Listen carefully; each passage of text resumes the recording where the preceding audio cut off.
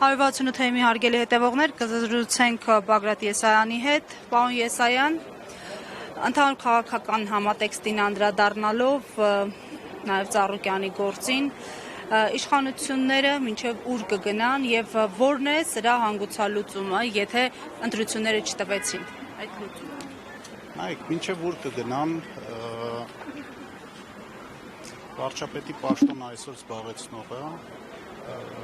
իր գործողություններով ցույց է տալիս, որ ինքը սահման չունի։ Այսինքն այն, ինչ կատարվում է այսօր Հայաստանում, որևէ առնչություն չունի իրական քաղաքական, հասարակական օրինաչափությունների զարգացումների հետ։ Ինքը իր, ասենք ասենք, հոգեկերտվածքին համապատասխան կոնֆլիկտները հրահրում չեղած տեղը։ Թվում էր, թե սկսենք նախընտրական շրջանում, թվում էր, թե քաղաքակիրթ նախընտրական քարոզարշավ է գնում, ծրագրերից են խոսում, առաջին 2-3 օրը այդ անձնավորությունը եւս ինչ-որ բաներից էր խոսում, կեղծված, խաղաղությունից էր խոսում էր տնտեսական զարգացումից, խաղաղության խաչմերուկից էր խոսում, բայց շատ արագ հասկացավ, որ այս գաղափարական քարոզարշավի մեջ ինքը որևէ ապագա չունի եւ նորից մի քանի օր հետո ընդամենը նորից ընկավ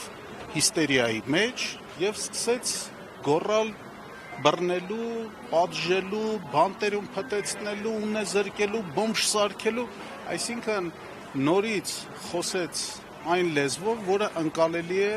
ցավոք սրտի մեր ժողովրդի մի որոշակի հատվածի, բացի որ այսօր ցավոք սրտի երկու բան է այդ մարդկանց մեջ խոսում, առաջինը ստամոքսը, հանուն փողի, հանուն պաշտոնի, հանուն դիրքի, շատ շատերը պատրաստ են զոհաբերել ամեն ինչ, այդ թվում նաև հայրենիքը, եւ երկրորդը գրպանը։ Այս երկու կատեգորիաները կան, եւ կա երրորդ կատեգորիան, որը իմ համալսարանում սովորելու տարիներին կոչվում էր լյումպեն պրոլետարիատ, այսինքն դրանք ամենացածր խավի մարդիկ են, որոնք ոչինչ չունեն կորցնելու, չունեն ոչ գիտելիք, ոչ ունեցվածք, ոչ մի բան չունեն։ Եվ ցավոք սրտի Հայաստանում հայտնվել է մեկը, ով այդ լյումպենին հայտարարում է, որ եթե դու չունես ունեցվածք, դրա պատճառը քեզնից ավելի հարուստներն են։ Եթե դու չունես գիտելիք, դրա պատճառը ավելի ուսյալ զանգվածն է։ Եթե դու չունես որևէ բան, դրա պատճառը ուրիշներն են եւ ոչ թե դու։ Այսինքն այդ անսահմանափակ նախանձը այդ հատվածի մեջ, այդ խավի մեջ գրգռելով, այդ մարդը միայն այդ ճանապարհով հասկացավ, որ կկարողանա հիստերիան, այս անհատակ թշնամանքը ժողովրդի այս երկու հատվածների մեջ խորացնելով է, որ ինքը կկարողանա հաշիվ անել ձայների վրա, բացի նաև վարչական ռեսուրսը։ Այսինքն մի քանի բան ինքը խորացրեց այդ թշնամությունը հասարակության երկու հատվածների մեջ եւ այսօր մենք ունենք մի իրավիճակ, երբ որ հասարակության կեսից ավելին չի ընդունում Փաշինյան, հասարակության կեսից մի քիչ պակասը ընդունում է Փաշինյան։ Հիմա հանգուցալուծման մասին։ Հանգուցալուծումը միանշանակ պետք է լինի քաղաքական, չի կարող իրավական հանգուցալուծում լինել, որովհետեւ այն առիթները,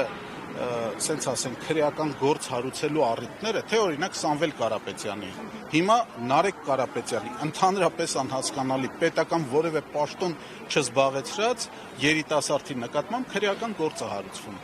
Իշխան Սաղաթելյանի կամ հենց Գագիկ Ծառուկյանի, անդրադառնանք Գագիկ Ծառուկյանի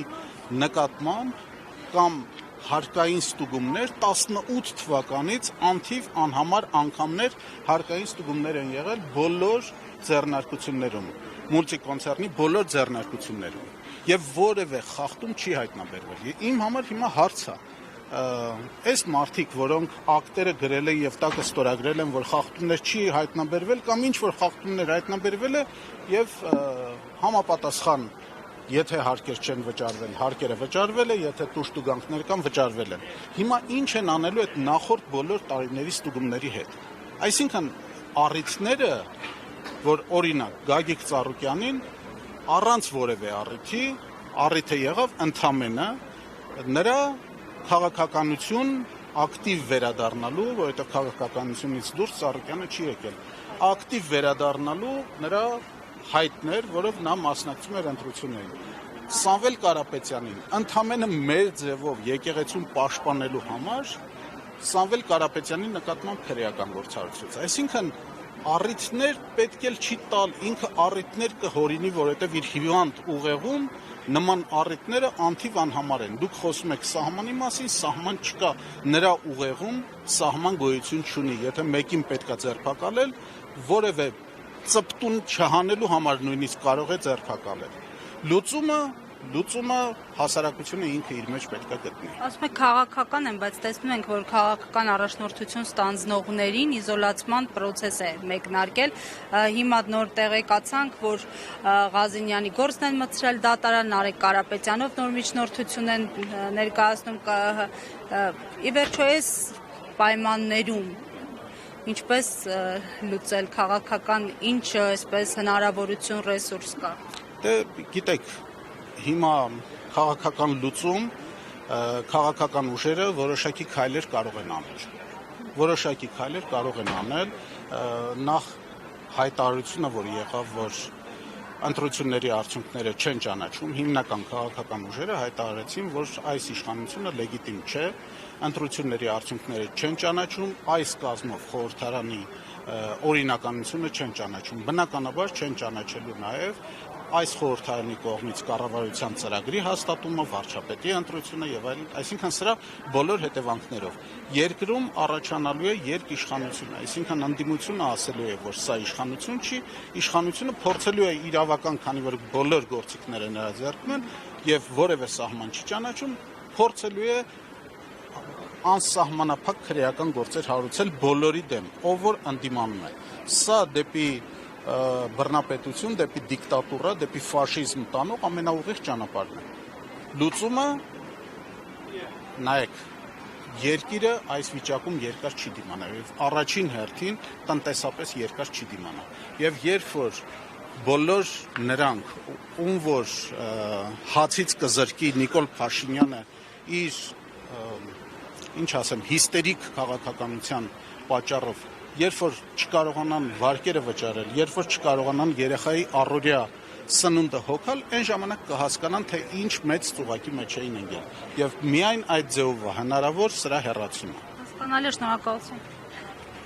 168 թեմի հարգելի հետևողներ, ես հիշեցնեմ զրուցում